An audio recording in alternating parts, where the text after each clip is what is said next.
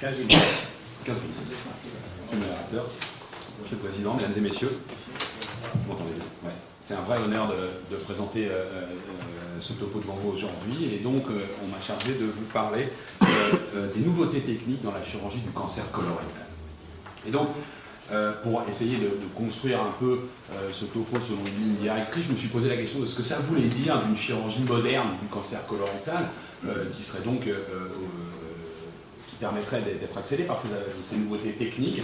Et bien en fait, vous allez voir tout au long de ce topo que finalement, c'est une chirurgie moderne, c'est une chirurgie qui est de plus en plus mini-invasive, où on va de plus en plus essayer de se poser la question de diminuer le traumatisme chirurgical en faisant des voies d'abord de plus en plus courtes, voire plus de voies d'abord du tout, par les orifices naturels, on va en reparler. Et ça va même aller vers potentiellement une diminution des indications et donc vers la chirurgie de préservation d'organes dont on va vous parler tout à l'heure, Hispanis, et je ne déploierai évidemment absolument pas son topo pendant cette première présentation.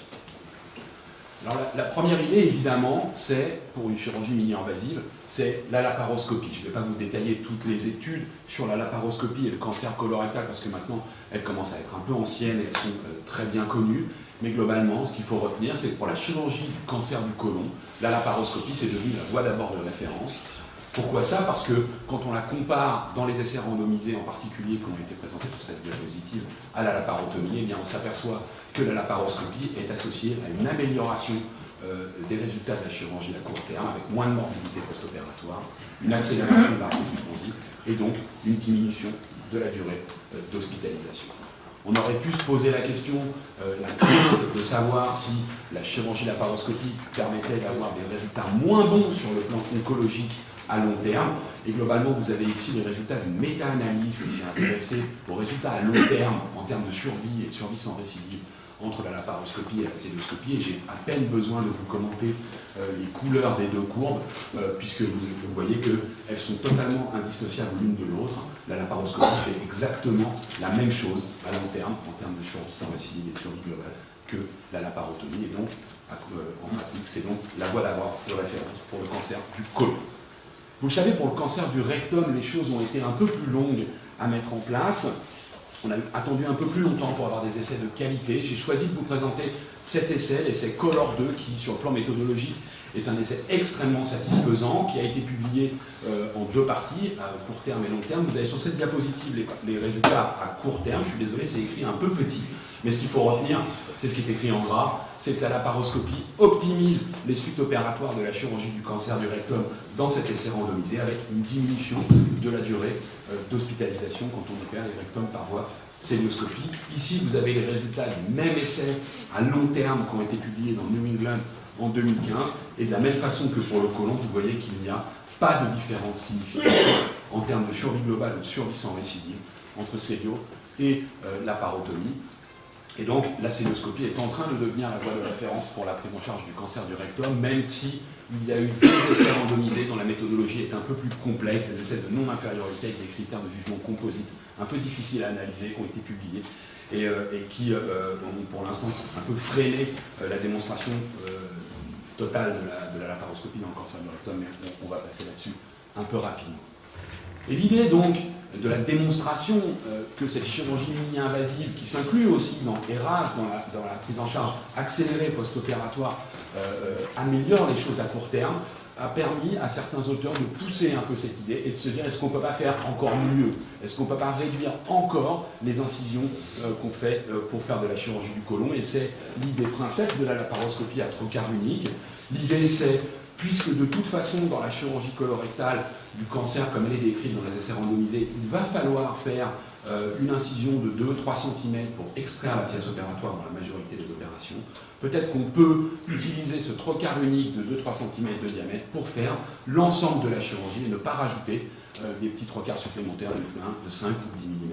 Et donc de tout faire par la même incision. Il y a eu beaucoup d'engouement sur le plan de la recherche clinique et aussi sur le plan d'ailleurs de la pratique quotidienne pour la laparoscopie à trocard unique.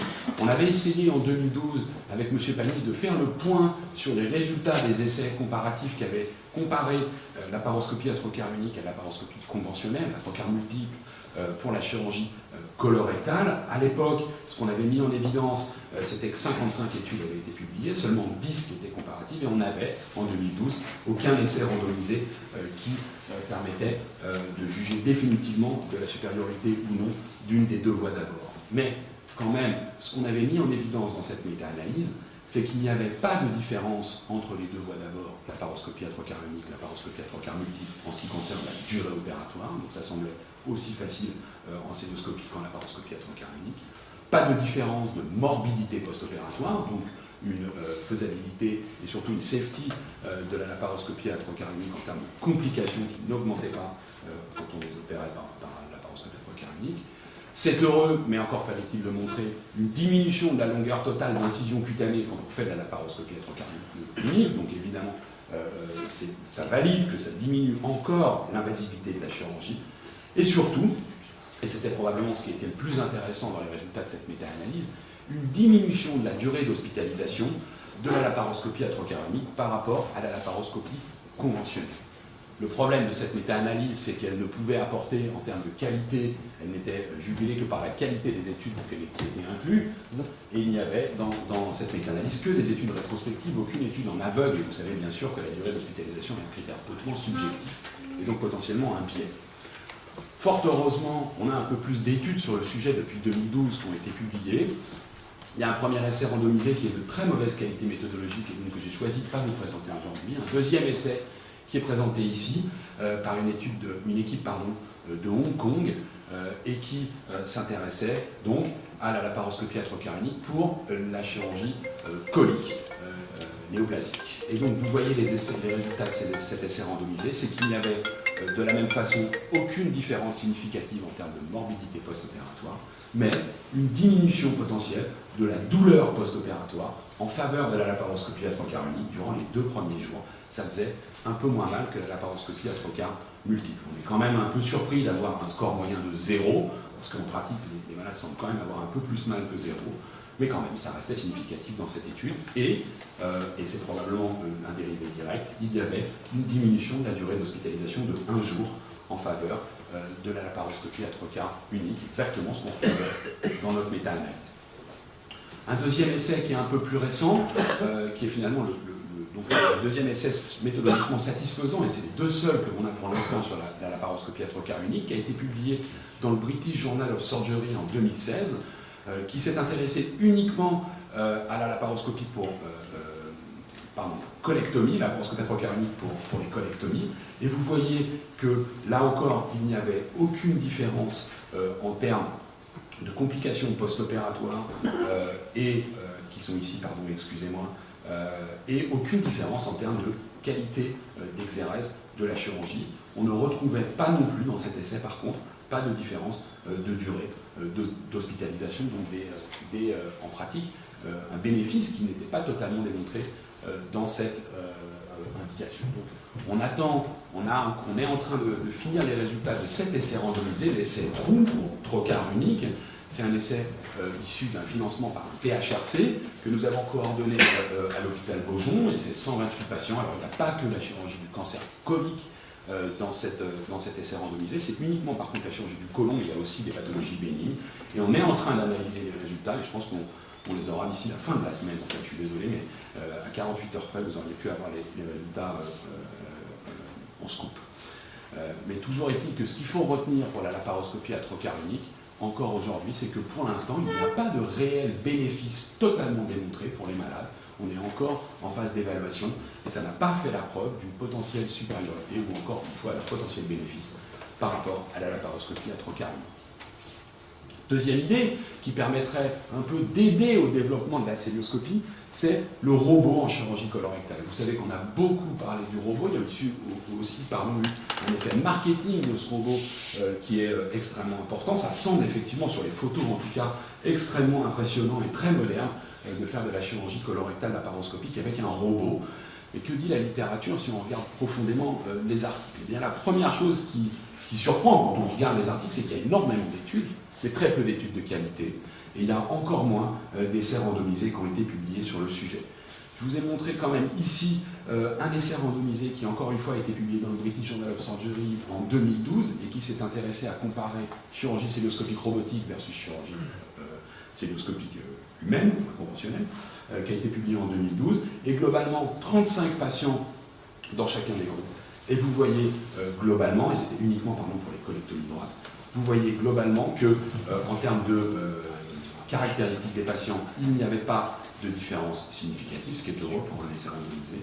Et il y avait, par contre, en termes de résultats de la chirurgie, aucune différence en termes de complications post-opératoires, aucune différence en termes de qualité oncologique de l'exérèse, et une différence, par contre, en termes de durée d'opération, où en fait, l'opération par le robot était plus longue que l'opération par la laparoscopie conventionnelle, probablement à cause des problématiques de mettre en place le robot qui est très lourd et qui est un peu complexe.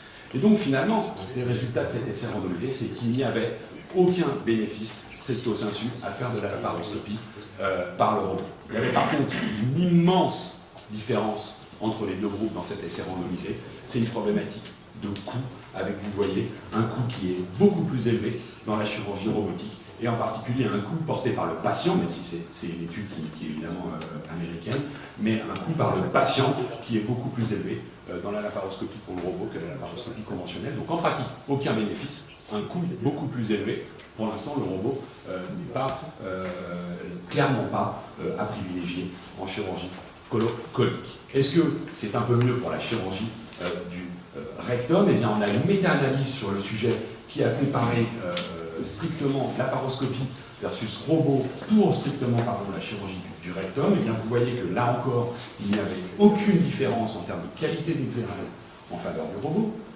Et il y avait par contre potentiellement une diminution du taux de conversion en faveur du robot, ce qui soutiendrait un peu l'idée qu'il y avait des gens qui soutenaient un peu le robot, que le robot c'était plus facile et ça permettait de plus facilement faire la célioscopie si on en avait moins l'habitude et donc de moins convertir. Le problème est que si on regarde le détail de cette méta-analyse, eh bien on s'aperçoit que les essais inclus affichaient dans le groupe de laparoscopie conventionnelle des taux de conversion qui étaient, pour une certaine partie d'entre elles, extrêmement élevés, 22%, 11%, 27%, qui sont en tout cas loin des taux qu'on a dans un service expert de laparoscopie pour cancer du rectum. Donc je ne suis pas tout à fait certain que ces résultats soient applicables en pratique et qu'il y ait vraiment, dans les centres experts en tout cas, une diminution du taux de conversion quand on fait du robot. Donc encore une fois, le robot qui pour l'instant n'a pas fait une preuve de bénéfice majeur. Il y a quand même, on attend la publication, parce que à mon sens, même si j'ai vérifié il y a 3 jours, elle n'était toujours pas publiée, c'est l'essai Rollard qui a comparé 400 patients robots versus laparoscopie. Cet essai n'a pas été encore publié, il a été quand même présenté en congrès, pardon. Il n'y avait dans cet essai quand même pas de différence sur la population globale entre les deux groupes en termes de morbidité, taux de conversion et de qualité d'exérèse oncologique. Donc pour l'instant, cet essai ne va pas rajouter une pierre de plus pour le robot. Pour l'instant, le robot n'a pas fait la preuve de son intérêt. Est-ce qu'on peut faire quand même encore mieux que de la célioscopie ou de la laparoscopie à 3 quarts uniques, c'est-à-dire de la chirurgie sans trou, par les orifices naturels? Eh bien, c'est un peu l'idée de cette microchirurgie endoscopique, la TEM, qui consiste à faire, avec un rectoscope, d'insuffler le rectum et de faire la chirurgie par les orifices naturels. Alors évidemment, la première partie du développement de cette TEM, c'est la chirurgie finalement transanale, des polypes du rectum, voire des petits cancers du rectum. Ça, c'est une étude comparative qui maintenant commence à un peu vieillir, mais qui est de très bonne qualité, qui a été publiée dans Disease Colorectum en 2008 et qui montrait que la TEM, c'était mieux que la technique classique et donc on obtenait une meilleure survie sans récidive. Donc c'est devenu la voie d'abord de référence pour la prise en charge de ces petites lésions du rectum et de ces petits cancers du rectum. C'est d'ailleurs ce qu'on avait souligné, ce que Zahir Lakis avait souligné dans les dernières recommandations pour la pratique clinique en 2016. Maintenant, les petits cancers du rectum, avec globalement un taux d'envahissement ganglionnaire très faible, peuvent être opérés par voie transanale. Et si on fait ça, il vaut mieux le faire par TEM plutôt que par chirurgie conventionnelle. L'idée de faire cette thème et de son fonctionnement très satisfaisant pousse un peu les indications et on essaye maintenant de plus en plus de faire de la chirurgie par les orifices naturels sans faire aucune incision. Une des premières idées, c'est la TME transanale, dont va vous parler monsieur le professeur Twege dans quelques instants, et donc je ne vais pas vous détailler les études sur le sujet, mais il y a par contre un certain nombre d'auteurs qui essaient de faire encore mieux que la chirurgie du rectum par en bas ou la chirurgie mini-invasive, c'est la chirurgie non invasive, absolument non invasive, avec de la chirurgie donc par les orifices naturels, ce qu'on appelle maintenant NOTES. Si on regarde la réalité des faits en termes de recherche clinique, eh bien, il y a peu de choses qui ont été publiées sur le sujet, beaucoup de cas, mais assez peu de vraies séries. Ça, c'est un des papiers récents sur la chirurgie colique qui a été publié à partir du registre allemand, qui sont assez avancés sur le développement du NOTES. Et globalement, vous voyez qu'il y avait un certain nombre de colectomies qui avaient été faites par les orifices naturels, transvaginales, transrectales, avec même un certain nombre de cancers, une dizaine de pourcents de cancers, 13% de cancers qui étaient publiés dans cette étude. Mais si on regarde le détail des résultats, on s'aperçoit qu'en fait, il y avait pour tous les malades au moins un trocar percutané qui était réalisé pour aider à la chirurgie, et donc on n'est pas encore dans une vraie chirurgie sans cicatrice. On aide un peu par une extraction de pièces, par une dissection transrectale, mais il y a encore besoin de faire des incisions cutanées, donc on est encore qu'à l'aube du développement de cette chirurgie par les orifices naturels. Donc en conclusion, les avancées techniques, la chirurgie moderne en 2017, ce qu'il faut retenir, c'est que la laparoscopie pour le cancer du rectum a fait la preuve de sa supériorité par rapport à la laparotomie, donc c'est la chirurgie moderne en 2017. Est-ce qu'on peut faire mieux? Eh bien, ça reste encore à évaluer, c'est pas encore sûr. Le trocar unique, peut-être que c'est une bonne piste, le robot, la chirurgie du rectum par en bas dont va vous parler le professeur Twege, la chirurgie par les orifices naturels qui est encore assez balbutiement. Je vous remercie de votre attention. Merci beaucoup, Léon, pour cette présentation. Nous ouvre débat, des questions. Est-ce qu'il y a des questions, remarques ou commentaires? Monsieur Lasserre et Monsieur Dubois après.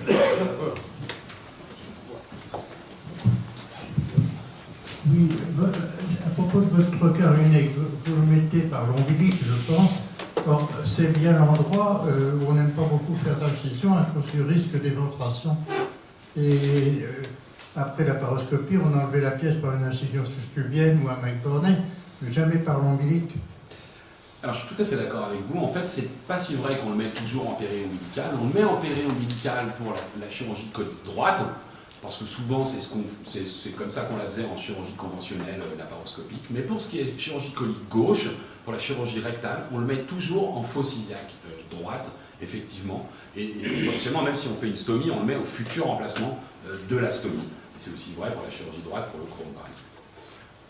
Mais pour répondre définitivement à votre question, il y a peu d'études finalement qui ont comparé les taux d'éventration entre la paroscopie à trocar unique et la paroscopie conventionnelle à très long terme. On n'a pas beaucoup de ces données. Oui, je voudrais revenir à la comparaison de la paroscopie, la parotomie dans le cancer du rectum. J'avais une notion, c'est qu'il y avait plus de complications sexuelles par la paroscopie que par la parotomie, complications sexuelles chez l'homme. Là, dans l'essai Color 2, il n'y a pas, je crois, stricto sensu, dans les papiers princeps en tout cas, d'études sur la fonction sexuelle. Je crois que c'est issu du classique, de l'essai classique, cette donnée. Il faut quand même savoir que l'essai classique, c'était un peu au début du développement de la laparoscopie du cancer du rectum, et on s'en apercevait aussi parce qu'il y avait des taux de conversion qui étaient très élevés. Il faut quand même bien comprendre que la chirurgie par laparoscopie du cancer du rectum, c'est une chirurgie qui est difficile techniquement et qui clairement a une learning curve. Et donc je pense que dans les centres qui sont entraînés, et ça sera à mon avis confirmé quand on aura des essais à plus long terme, voilà, il n'y aura à mon sens pas de différence significative, mais clairement il y a une learning curve, c'est sûr. Je reviens au monotrocar. L'un des problèmes qui se posent avec le monotrocar, c'est le couplage capacitif. Est-ce que vous avez eu des accidents électriques avec ce type Non. de technique? Non. on utilise dans la très grande majorité de notre chirurgie des instruments de dissection à ultrasons. Et donc en fait on a peu de problématiques de ce genre-là sur l'électricité, parce qu'on n'a pas de monopolaire finalement dans célioscopie, ou très peu en tout cas, on utilise très peu. On ne fait pas de vésicules ou de choses comme ça où on utilise plus facilement la monopolaire par la paroscopie à trocar unique. Uniquement pour la chirurgie colorectale, c'est uniquement de l'ultracision, des ultrasons, donc on n'a pas eu ce problème.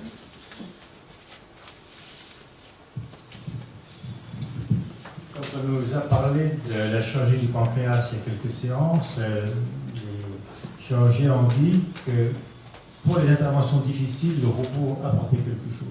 Or, la chirurgie du cancer du rectum est une intervention qui est difficile. Oui, et pourtant. Et pourtant, quand on regarde les essais randomisés, quand on regarde profondément les articles comparatifs, et ben, on n'a pas l'impression qu'il y ait un bénéfice monstrueux qui ressort aussi vite que la laparoscopie, par exemple, a fait la preuve de sa supériorité. Et donc, pour l'instant, c'est un énorme problème. Peut-être que, en tout cas, ce qui est sûr, c'est que pour l'instant, il n'y a pas de bénéfice stricto sensu. Et il y a un coût qui est, à mon sens, qui est prohibitif, en particulier quand on est dans un système public.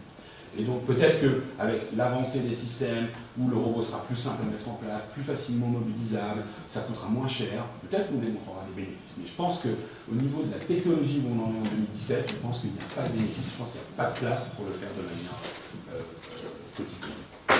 Il faut voir juste un commentaire sur le robot que tous ceux qui disent que c'est mieux n'ont aucune des preuves pour l'annoncer. Ce n'est que des impressions. Ce qui est notamment le plus impressionnant, c'est les urologues. C'est-à-dire qu'ils ont vendu le robot, ils ont convaincu qu'on devait acheter des robots, il n'y a pas d'essai contrôlé sur la prostate et tout ça. Donc c'est un problème qui est aux marges du marketing et de la médecine et du progrès pour le progrès. Donc on ne sait pas si c'est vraiment un progrès aujourd'hui. Merci beaucoup.